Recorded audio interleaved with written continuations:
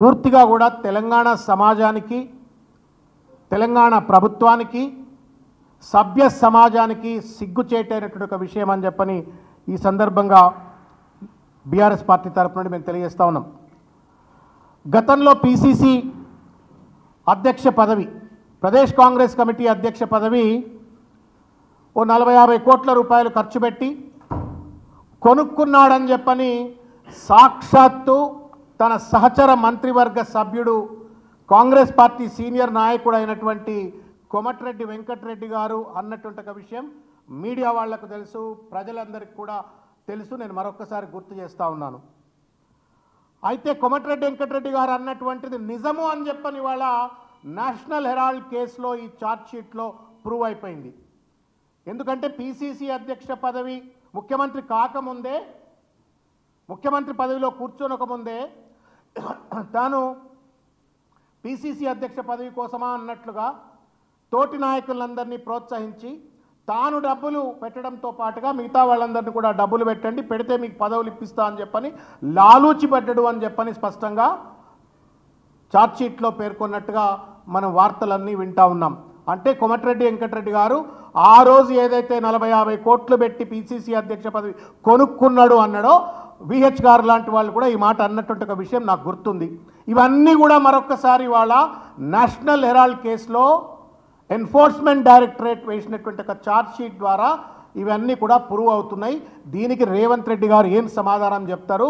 ఇప్పటి వరకు కూడా తేలిగుట్టిన దొంగ లెక్క కనీసం ఇంతవరకు ఆ అంశం మీద ఒక ట్వీట్ కానీ, లేకపోతే ప్రెస్ మీట్ కానీ, ఒక ప్రెస్ నోట్ కానీ, ఒక వివరణ కానీ ఇచ్చినటువంటి ఒక దాఖలాలు లేవు. అంటే ఈడీ వేసినటువంటి ఒక ఛార్జ్ షీట్లో పొందుపరచబడిన అంశాలని రేవంత్ రెడ్డి ఒప్పుకున్నట్టుగానే భావించవలసి వస్తున్నట్టు విషయాన్ని తెలియజేస్తూ ఉన్నాం. రెండో విషయం ఏంటంటే, ఒక విషయం నేను మీడియా మిత్రులను కూడా దయచేసి, మీడియా మిత్రులను, ఈ కార్యక్రమాన్ని చూస్తున్నటువంటి ఒక తెలంగాణ సమాజాన్ని కూడా దయచేసి లోతుగా ఆలోచించాలని చెప్పని నేను కోరుతా ఉన్నా. ఒకవేళ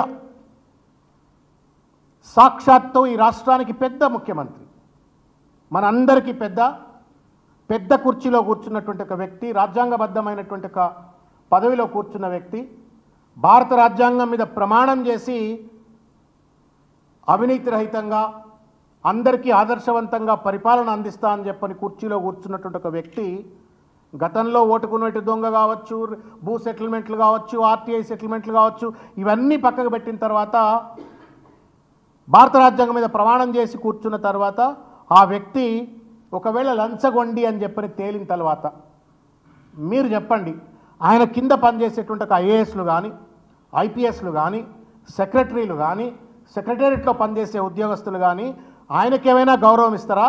మా నాయకుడే ఇంత పెద్ద దోపిడీదారు అయినప్పుడు, ఇంత పెద్ద లంచగొండ అయినప్పుడు మేము లంచాలకు పాల్పడితే మాకొచ్చే నష్టమైంది అని చెప్పని ఒకవేళ ఐఏఎస్లు, ఐపీఎస్లు, లేకపోతే సెక్రటేరియట్లో ఉన్నటువంటి ఒక ఉద్యోగస్తులు, ప్రభుత్వంలో ఉన్న ఉద్యోగస్తులు అనుకున్నట్టయితే రాష్ట్రం ఏ స్థాయికి దివాలా తీసిపోతుంది, ఎంత దుర్మార్గంగా దిగజారిపోతుందో ఒక్కసారి మీడియా సోదరులు కావచ్చు, ఈ కార్యక్రమాన్ని చూస్తున్న ప్రజలు కావచ్చు, దయచేసి ఆలోచించాలని చెప్పని, లోతుగా విశ్లేషించాలని చెప్పని నేను విజ్ఞప్తి చేస్తూ ఉన్నాను.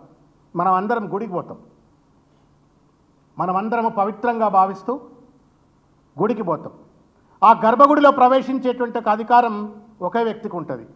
ఒకవేళ ఆ గర్భగుడిలో పోయేటువంటి ఒక వ్యక్తి తప్పుడు పనులు చేసినట్టయితే ఎంతైతే అపవిత్రంగా ఫీల్ అవుతామో, ఎంతైతే బాధపడతామో, ఎంతైతే ఆ గుడికి పోవడం బంద్ చేస్తామో, అట్లాగే ఇవాళ అంతకంటే పవిత్రమైనటువంటి, గర్భగుడి కంటే పవిత్రమైనటువంటిది భారత రాజ్యాంగం ఇచ్చినట్టు ఒక ముఖ్యమంత్రి కుర్చీ. ఆ కుర్చీలో కూర్చున్నటువంటి వాడు విచ్చలవిడి దోపిడికి పాల్పడుతున్నాను విన్నాము, ఆర్ఆర్ ట్యాక్స్లు అన్నాము, లేకపోతే సెటిల్మెంట్లు అన్నాము, ఇంకేదో ఏదో విన్నాము. ఆఖరికి వాళ్ళ ఛార్జ్ షీట్లో పేరు వచ్చింది, లఫంగి పనులు చేసిండు అని చెప్పని పేరు వచ్చిన తర్వాత ఆ కుర్చీ మీద కూర్చునేటువంటి ఒక నైతిక అర్హత రేవంత్ రెడ్డి గారికి ఉందా? దయచేసి ఒక్కసారి మీడియా